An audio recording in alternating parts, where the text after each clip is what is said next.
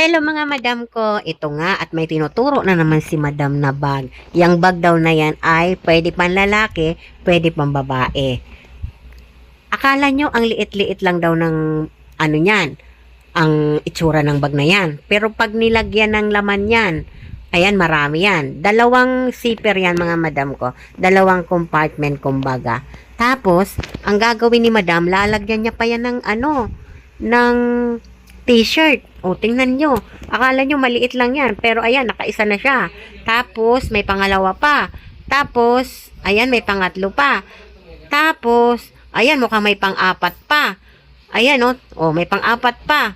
Tapos, Ang ganda, tapos ang ganda talaga nangyari niya mga madam ko. Closer look. Ayan Ang ganda ng strap. Ganda-ganda talaga ako dito mga madam ko. Ayan yan. Closer look natin Ayan, may pawis na ako. Wait lang. Pupunas lang ako ng pawis. Ayan closer look. Ganda niya mga madam ko Apat na damit ang laman. Yan, dalawang zipper. Ayan mga madam kaya kung gusto nyo, go na kayo.